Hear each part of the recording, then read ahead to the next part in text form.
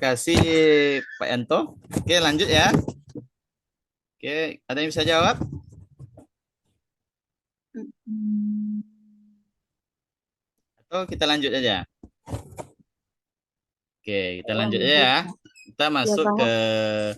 pembahasan yaitu etika IT atau informasi teknologi.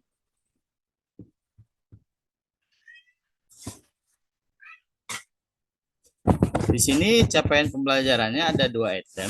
Yang pertama itu mampu menganalisis etika IT. Yang kedua yaitu mahasiswa itu harus bisa lah. Setelah dia menganalisis, dia harus bisa juga menjelaskan etika IT, konsep pentingnya IT dalam IT, selanjutnya isu profesi profesional dan cybercrime ya. Oke, di sini mungkin kalau kita bicara etika IT ya, kalau kita harus tahu dulu apakah itu etika kan gitu.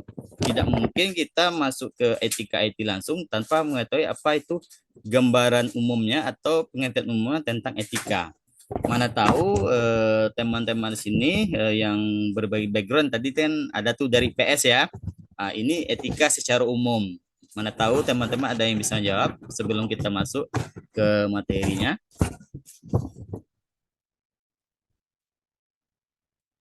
Oke, Eh, ada yang bisa izin, jawab?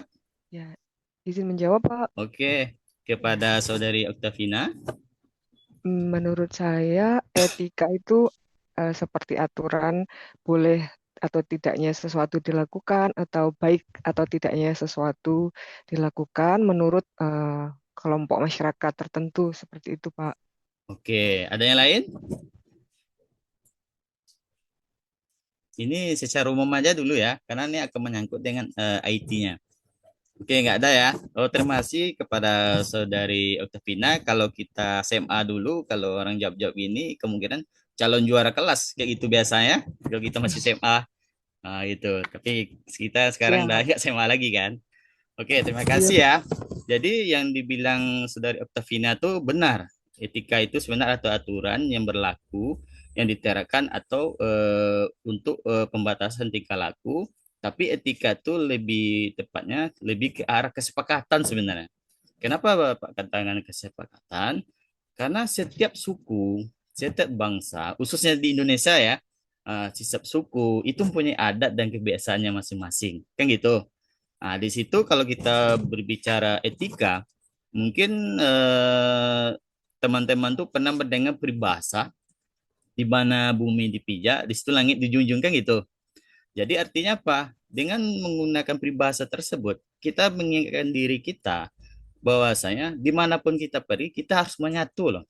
Kita harus berbaur dengan suku setempat. Jangan kita membedakan diri kita, siapa kita dibedakan dengan suku tempat. Nah, itu maksudnya ya. Jadi salah satu poin di situ ada etika sebenarnya. Nah, etika itu kan sebenarnya kan penyebaran menurut Pak Ali itu banyak sebenarnya. Tapi intinya salah satu situ ya. Oke, terima kasih ya kepada Saudari Oktavina. Oke, di sini usus etika IT Bapak bagi 5 item atau 5 konsep ya. Yang pertama adalah definisi etika dalam informasi teknologi.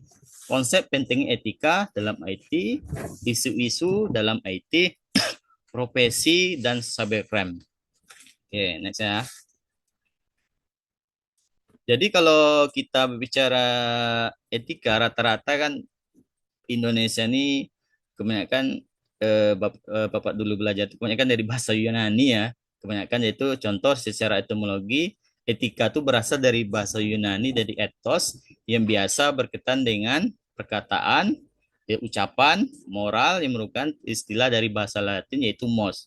Dan dalam bentuk jamak itu mores yang berarti juga adat kebiasaan atau cara hidup seseorang dengan melakukan perbuatan yang baik dan hindari hal-hal yang buruk. Jadi kata kunci yang di sini bukan masalah etosnya sebenarnya, bukan masalah moresnya sebenarnya teman-teman, tapi kalau Bapak menangkap itu masalah yaitu moral dan adat-adat sebenarnya. Karena di Indonesia ini kan kalau soal hukum ada dua itu, ya kan? Kalau Bapak sih nggak ngerti hukum ya benar ya.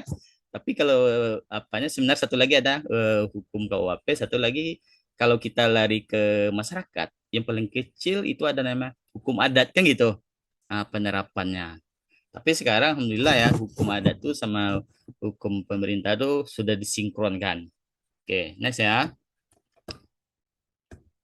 Sedangkan konsep pentingnya etika dalam IT sebenarnya itu ada dua item antara dua orang yaitu dewasa dan anak-anak sebenarnya. Kenapa?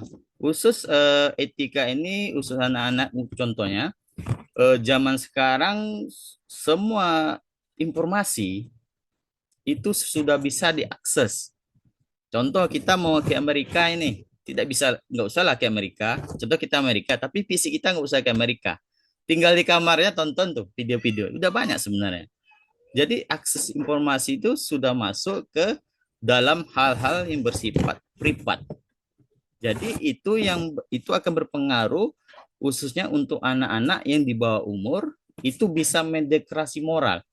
Jadi moral itu bisa turun jadinya. Karena apa? Karena anak itu rata-rata sekarang sudah bebas mengakses situs-situs yang tidak seharusnya mereka akses karena ya jelas ya karena belum cukup umur sebenarnya. Nah, itu. Cuman ya kalau zaman Bapak dulu ya kalau main handphone masih handphone center ya. Mungkin teman-teman sini generasi Z ya. Handphone center itu paling ya jarang punya kalau Bapak tuh handphone satu handphone center. Jadi dia cuma bisa nelpon dan SMS. Jadi akses informasi itu masih terbatas. Itu kalau kita kaji dari sisi negatifnya sebenarnya. Oke, itu ya. Habis itu dari konsep Bapak itu izin Bapak, tersebut, yuk, eh, maaf Bapak, ini belum terlihat slideshow-nya Bapak. oke, nampak? Ya, slideshow yang F5 ya Pak, maaf Pak, Oh, yang biar kami bisa lebih jelas Bapak. oh, Terima kasih Pak. diperbesar ya. Betul Bapak. Oke, nampak? Jelas ya? Iya Pak. Oke, lanjut ya. Di sini berdasarkan konsep tadi kan kebanyakan tidak pahamannya masyarakat dalam hal penggunaan teknologi inilah yang menjadi dasar konsep kehadiran etika sebenarnya. Karena kan etika dalam IT itu sebenarnya kurang lebih sama dengan etika yang bersifat fisik ya. Artinya kita jumpa orang bersama sebenarnya. Jumpa orang ngomong, nelpon, kurang lebih yang bersama. Hanya perbedaannya kita tidak jumpa fisik sebenarnya. Nah, disitulah hadirnya namanya etika. Oke ya.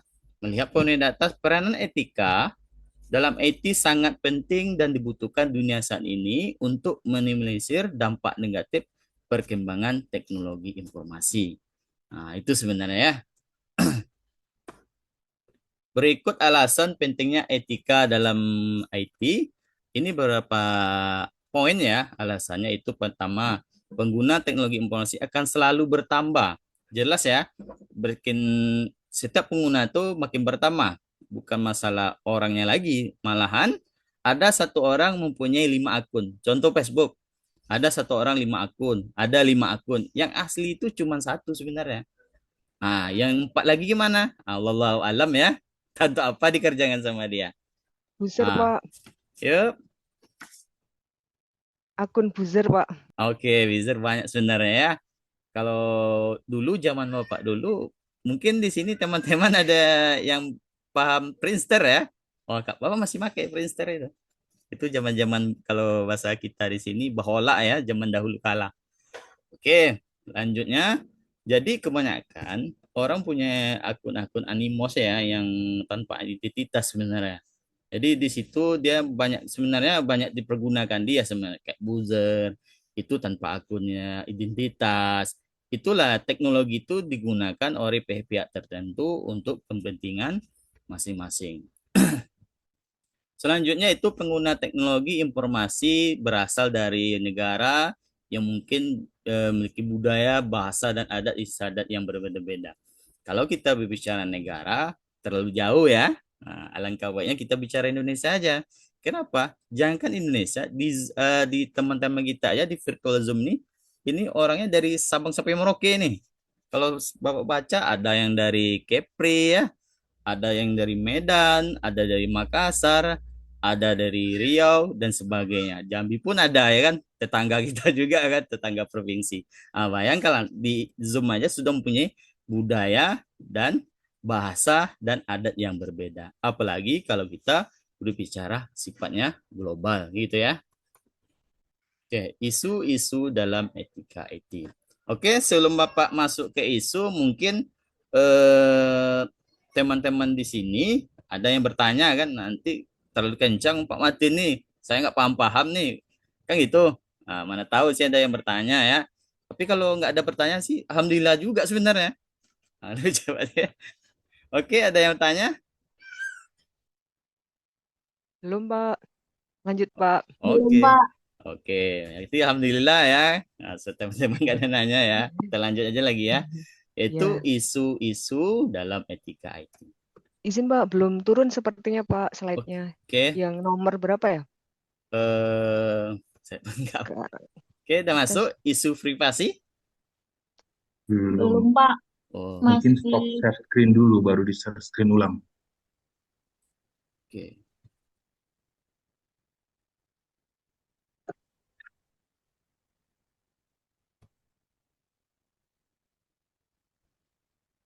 Oke, udah teman-teman?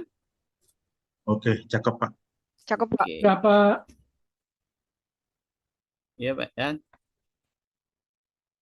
Kita lanjut ya. Jadi isu-isu itu salah satunya isu privasi. Mungkin teman sini kalau bahasa privasi udah tahu ya, pribadi aja sederhananya sebenarnya ya.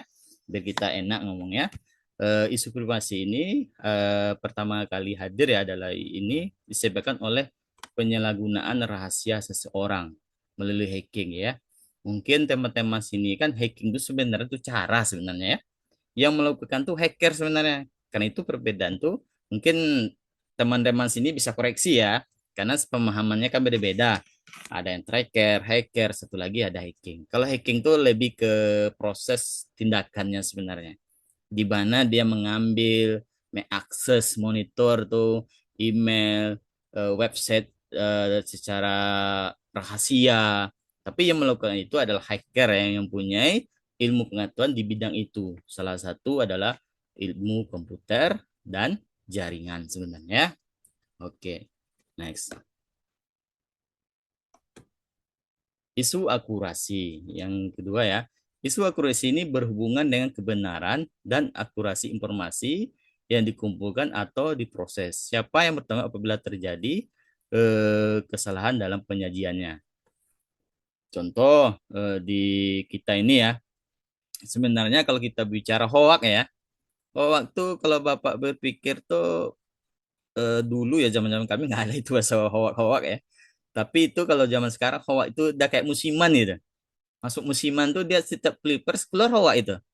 Nah, jadi kalau nggak ada Pilpres secara umum di medsos, khususnya medsos ya, karena itu ya berseliweran, itu kurang sebenarnya. Jadi kalau hoax itu udah kayak menjadi musiman. Kenapa? Kalau kita bicara hoax sebenarnya tidak bisa terlalu mendalam.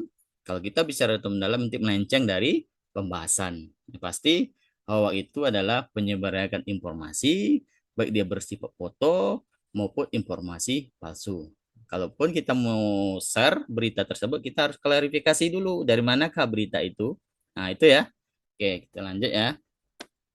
Isu properti. Mungkin dalam pandangan teman-teman isu properti, oh isu bangunan gitu kan. Properti, pemilikan bangunan. Tapi lebih kita pengertiannya aja. Isu properti ini berhubungan dengan kepemilikan dan nilai informasi atau disebut dengan namanya hak cipta intelektual. Contoh hak cipta itu kalau kita di bidang teknologi ya, ada nama itu perangkat lunak.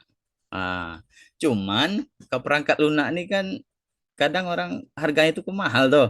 Carilah jalur belakang itu. Kalau kita resmi, kita kan dapat shortcut namanya, kode ya. Tapi kalau kita jalur belakang, itu kita dapat crack sebenarnya. Cuman crack-crack ini sebenarnya itu sebenarnya ambigu jadi serba salah kita kan. Kadang kita jujur aja kita pakai juga sebenarnya.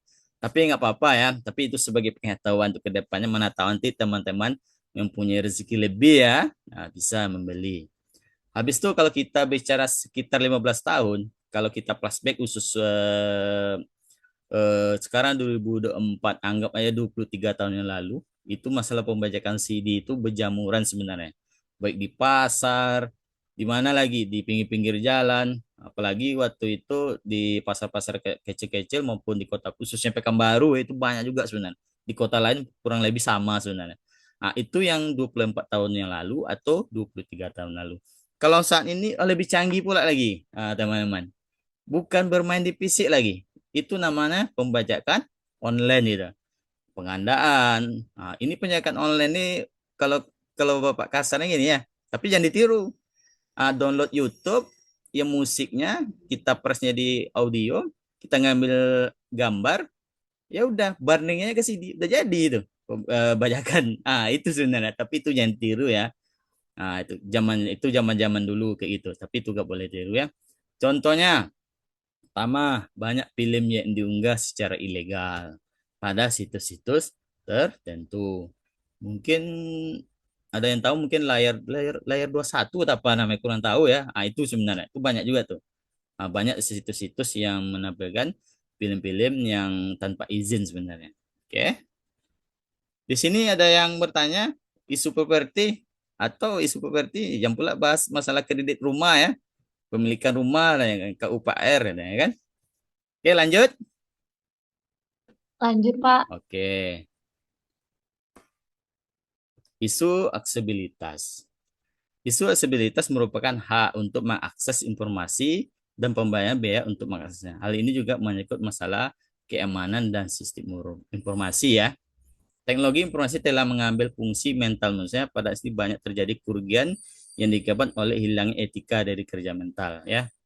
Nah, jadi ini terkait dengan apa nama itu perubahan yang terjadi cara berpikir sebagai akibat perkembangan teknologi. Jadi seakan-akan teknologi itu menguasai manusianya sebenarnya. Harusnya kita tuh harus memegang kendali dari teknologi tersebut. Tapi zaman sekarang udah kebalik. Itu. Disinilah peran guru, peran stakeholder, dosen dan sebagainya. Yang terbalik tadi dibalikkan lagi ke porsi awalnya. Oke, lanjut ya. Sedangkan kalau kita bicara undang-undang, itu ada dua ya. Undang Haki, Undang Hak Cipta yang sudah disahkan dengan nomor 19 tahun 2002. Udah lama kali nih. Ini 2002 saya Bapak tuh tamat SD kayak. Atau teman-teman di sini kayak belum lahir ya. 2002 itu ya. Yang diberlakukan mulai tanggal 29 Juli 2023. Sedangkan ada undang-undang yang menjadi perdebatan namanya Undang-Undang ITE. Ini kalau bahasa orang-orang yang hobi ngikuti berita, itu ibaratnya dibilang orang pengamat itu undang-undang karet gitu. Karena tergantung penggunaannya sebenarnya, teman-teman. Salah satu undang itu digunakan adalah speed, yaitu ujian kebencian. Jadi undang-undang ITE ini inilah yang menjadi sebenarnya pokok pembahasan sebenarnya, baik di kita juga ya, maupun di orang-orang pemerintahan. Jadi dia ibaratnya matanya banyak itu, tergantung yang gunakan itu. Fleksibel itu kayak karet itu kan. Oke. Profesi dan profesional dalam bidang IT ya. Saat ini telah banyak hadir profesi di bidang IT. Banyak sebenarnya bidang IT itu yang menurut keahlian atau keterampilan dari pelakunya. Salah satunya ini ya. Nih profesi ya. Pekerjaan tidak sama dengan profesi. Sederhananya, profesi sudah pasti menjadi sebuah pekerjaan, namun sebuah pekerjaan belum tentu menjadi sebuah profesi. Adalah sebagai berikut. Yang pertama, pekerjaan itu mempunyai fungsi signifikan sosial yang karena diperlukan mengabdi kepada masyarakat. Di pihak lain, pengakuan masyarakat merupakan syarat mutlak bagi suatu profesi. Jauh lebih penting dari pengakuan pemerintah. Profesi menuntut keterampilan tertentu yang peroleh lewat pendidikan, latihan yang lama ya dan intensif tertentu secara sosial dapat dipertanggungjawabkan. Ini Bapak mau nanya nih, mungkin teman-teman sini kan ada apa deh? Ini kan sudah satu nih. Mana tahu ada jawab dosen atau guru itu profesi atau bukan gitu kan? Itu. Profesi, Pak. Profesi. Profesi, Pak. Oke. Apa? Pengacara? Sama? Profesi. Profesi, Pak. Profesi, Pak. Oke, nanti paham ya. Oke ya. Ada kode etik menjadi pedoman perilaku anggotanya. Sama lah kayak kita kan contoh dosen. Ada kode etik dosen. Setiap kampus itu mempunyai kode etik untuk mengikat setiap anggotanya. Gitu. Jadi setiap anggota yang melanggar ada sanksi yang tegas tergantung dari model sanksinya ya kan. Jadi setiap lembaga tuh beda-beda ya. Tidak bisa kita samakan. Tapi secara umum seperti itu. Sebagai konsekuensi dari layanan diberikan kepada masyarakat, maka anggota profesi secara perorangan maupun kelompok mendapat imbalan finansial atau material. Material ya. Oke. Ada beberapa ciri profesional yang ada 3 item ya. Pertama, profesionalisme menghendaki sifat mengejar kesempurnaan hasil sehingga kita dituntut untuk selalu mencari peningkatan mutu. Jadi udah kayak asesmen yang kita harus ditingkatkan mutu juga ya. Dan yang kedua, profesionalisme memerlukan kesungguhan dan ketelitian kerja yang hanya dapat diperoleh melalui pengalaman dan kebiasaan. Yang selanjutnya, profesional menuntut ketekunan, ketabahan, yaitu sifat tidak mudah puas atau putus asa hasil tercapai. Profesionalisme memerlukan integritas dari setiap anggotanya yang tidak tergoyang oleh keadaan apapun atau godaan iman seperti harta dan kenikmatan hidup ya. Profesionalisme memerlukan adanya kebulatan pikiran dan perbuatan sehingga terjadi aktivitas yang tinggi. Nah, ini dia bagian-bagian mungkin teman-teman kan karena baru masuk kan gitu ya di apa tuh di jurusan STI ya, Sistem dan Teknologi Informasi. Mungkin teman-teman mungkin sedikit banyaknya karena dunia sekarang kan seperti Bapak cerita tadi ya, informasi itu udah kayak apa ya, udah kayak lapangan bola itu ya, luas sekali itu, bebasnya kemana aja. Nah, jadi salah satu bidang-bidang IT itu ini ya, ada programmer, ada network. Nah, programmer ini banyak, bisa buat program dan sebagainya. Network, engine di bagian jaringan, habis itu sistem analis ya, analis sistem. Satu lagi ada selanjutnya ada nama IT support. Mungkin teman-teman tuh pernah mendengar buka lowongan kerja di Indomaret gitu kan, di bagian IT. Itu rata-rata itu yang poin nomor 4 itu sebenarnya skillnya itu. IT support. Atau teman-teman pernah mendengar di sekolah-sekolah dulu atau sekolah ada kayak UNBK kan gitu. Itu sebenarnya secara tak langsung IT support sebenarnya. Kerjanya itu sebenarnya. Tapi orang tuh kan namanya kayak teknisi aja namanya. Sebenarnya IT support sebenarnya ya. Habis itu software engine, database administrator, web administrator, web developer ya. Selanjutnya ada web design. Itu ya bidang-bidangnya. Selanjutnya kita masuk ke cybercrime. Di sini mungkin teman-teman ada yang bisa menjelaskan apa sih cybercrime ya? Secara singkat atau apa? Gimana? Cybercrime? Tindakan Izin kriminal, Pak, Oke, dalam dunia oke. maya. Sip. Yang lain gimana? sama Pak, sepakat sama Oke, sepakat ya. Bapak. Berarti kompak Ya. lah satu kelas ya. Mudah-mudahan tamatnya kompak juga. Jangan pula jawaban kompak tamatnya satu-satu. Itu nggak boleh ya. Kayak Bapak dulu tamatnya satu-satu. Jadi kayak nggak kenal aja lagi kan. Oke, semangat ya. Jadi cybercrime itu adalah tindakan kriminal yang dilakukan secara online ya. Ya, dengan memanfaatkan jaringan komputer itu sebenarnya. Itu yang salah satu adalah hacker tadi sebenarnya ya. Satu lagi adalah hacking yang Bapak jelaskan tadi, tindakan dan orang yang digunakan adalah hackernya, orangnya. IT perlu dilindungi. Kenapa? Kalau kita bicara informasi, teknologi informasi, harusnya otomatis kita tuh juga tidak lepas berbicara dengan namanya keamanan sebenarnya. Kan gitu.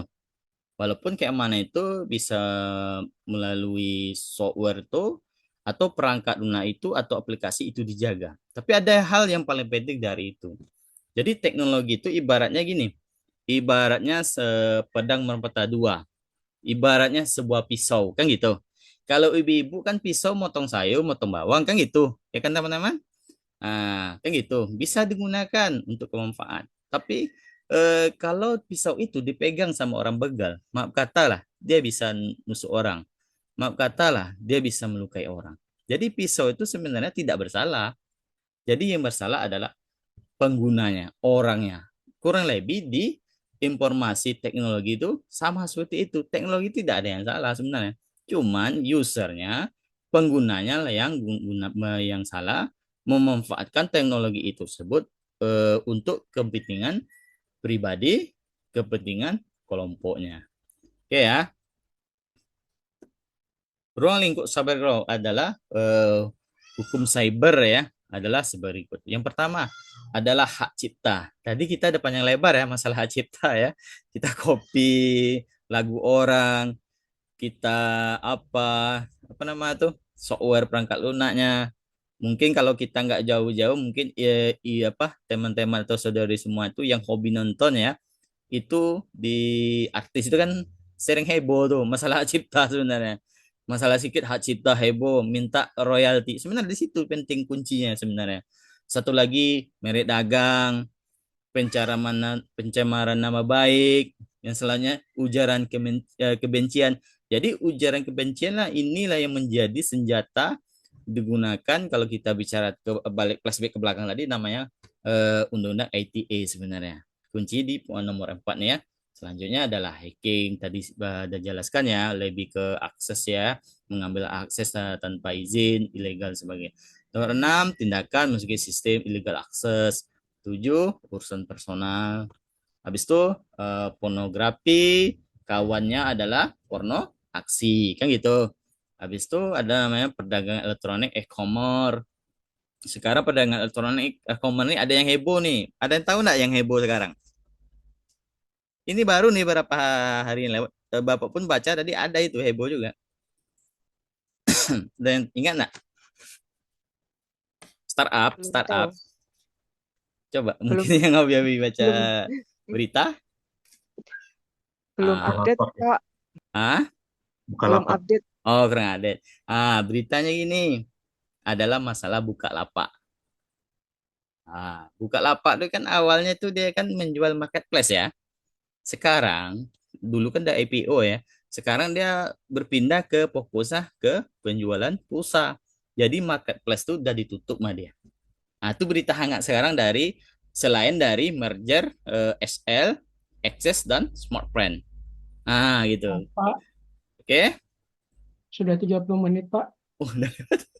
Oke, bentar lagi ya. Ini bentar lagi siap nih dipercepat ya. Dengan seiring perkembangan zaman dan perkembangan dunia kesehatan, khususnya perkembangan cybercrime, kita undang khususnya KUHP ya, masih dijaga dasar hukum untuk menjalani cybercrime. Ini pasalnya yang terkait usus cybercrime. Sebenarnya pasal ini bersifatnya fisik ya, bukan menjaring orang yang bersifatnya masalah etika IT yang melenceng-melenceng, tapi fisik juga. Salah satu yang nomor satu adalah pasal 167 ya, mengatur tindak pidana memasuki rumah orang. Habis itu mengatur tindakan pidana perusakan barang pemilik, mengatur tindakan kejahatan terhadap kesopanan. Ini ya, mengatur tindakan pidana penipuan. Oke. Jadi di materi ini secara sederhana kesimpulannya etika ini berfungsi loh sebagai pedoman untuk memastikan bahwa teknologi itu digunakan secara positif sebagaimana mestinya dan bermanfaat dan tidak merugikan diri sendiri maupun orang lain. Oke, sampai sini adakah pertanyaan?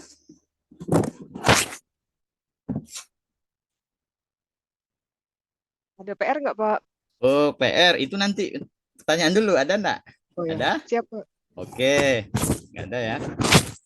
Oke, ntar ya tengok dulu PR-nya, cari dulu. Oke, nanti ya Pak kasih tugas ya sebenarnya tugasnya mungkin individu aja. Cari tugas tentang peristiwa cybercrime yang ada di Indonesia. Boleh 20 apa berarti kan 20 tahun berarti masih 24 tahun 2005 bisa tahun-tahun yang lama tahun baru ya bisa karena itu kan sebagai acuan aja jadi cybercrime itu bukan hanya sekedar isu gitu kan. Oke mungkin untuk tugas itu aja ya. Mungkin Siap, Pak.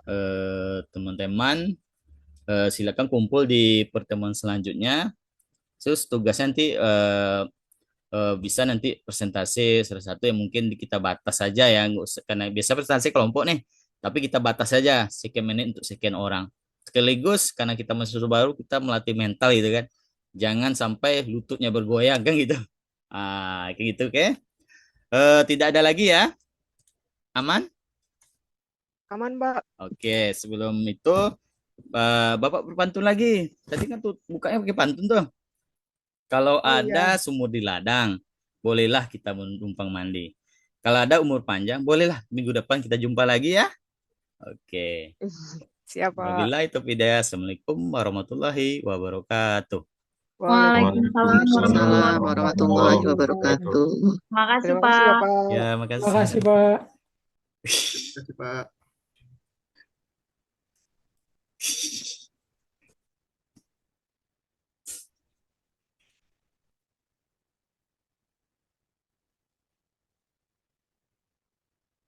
Ini langsung lanjut atau gimana, Pak, Bu? 5 menit penilaian pengamat dulu, Ibu. Pengamat-pengamat. Aduh. Ayo, Pak Yanto. Silakan pengamat.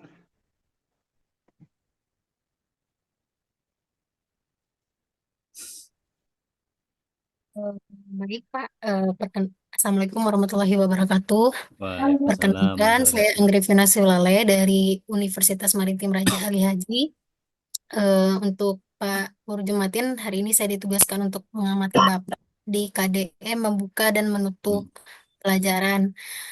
Eh, Kalau untuk komentar singkat dari saya, Pak, untuk membuka pelajaran, tadi saya sudah melihat Bapak sudah eh, membuka dengan motivasi ya kepada mahasiswanya dan juga sudah memberikan persepsi begitu, mereview materi yang sebelumnya dan juga memberikan eh, seperti umpan di awal begitu ya Pak terkait materi yang akan dibahas, mengajukan pertanyaan ke mahasiswa untuk apa mungkin Memantik. mengaktifkan otak mahasiswa yang masih loyo dan lain-lain gitu. Jadi sudah ada pematiknya tadi. Kemudian terkait penutupnya tadi sudah dijelaskan juga terkait eh, apa tugas yang akan ada di pertemuan berikutnya, batasan-batasannya mungkin sudah diberikan juga. Namun mungkin sarannya Pak mungkin untuk tugas itu bisa ditampilkan juga isinya di PPT atau diarahkan mungkin ada link yang bisa dibuka begitu Pak. Iya. Jadi mahasiswanya bisa lebih jelas mendapatkan informasi seperti itu. Baik Pak, dari Terima saya kasih Bu begitu saja. Fena. Assalamualaikum warahmatullahi wabarakatuh. Waalaikumsalam warahmatullahi wabarakatuh. Oke, pengamat kedua silakan. Baik, Assalamualaikum warahmatullahi wabarakatuh. Waalaikumsalam warahmatullahi wabarakatuh. Perkenalkan Pak, saya Yanto Saputra dari Institut Teknologi Bisnis Riau. Dalam ini mendapat mandat untuk menjadi pengamat 2 Bapak Purjumatin. Nah, tadi seperti yang sama Ibu tadi, di sini mengamati untuk membuka dan menutup. Nah, sebagai tradisi Melayu, mungkin pembuka dan menutup Bapak udah ini dengan berpantun ya. Dan suasana juga bisa dibilang aktif pada tanya jawab interaksi dari presenter, pemateri dengan mahasiswa. Untuk ini mungkin dari segi manajemen waktu aja sih tadi Pak, karena mungkin terlalu larut pemberian materinya, jadi untuk waktu mungkin agak terabaikan, mungkin seperti yang dibilang sama Ibu tadi, jadinya untuk tugas, pemberian tugas Bapak tidak ready di slide-nya. Mungkin sudah ada tapi tidak tampil mengingat waktu tadi. Demikian Pak dari saya. Assalamualaikum warahmatullahi wabarakatuh. Waalaikumsalam warahmatullahi wabarakatuh. Waalaikumsalam. Oke. Bagaimana Pak Jumatin? Aman ya? Oh. Diamankan Pak, Prof. Oke. Baik Bapak Ibu yang jadi pengamat Minta tolong kasih nilai yang baik-baik ya. Ya, Pak. Ya, Prof. Oke. Saya izin Kemudian, mengisinya setelah presentasi ya, Pak. Karena oke, saya enggak apa-apa, izin. enggak apa-apa, enggak apa-apa. Yang jelas nanti disesuaikan dengan KDM-nya ya. Keterampilan dasar mengajarnya ya. Ya, makasih Pak Prof. Oke. Baik. Selanjutnya siapa lagi setelah Pak Jumatin? Silakan. Saya, Pak. Baik, Oke, silakan. Pengamatnya eh, siap ya.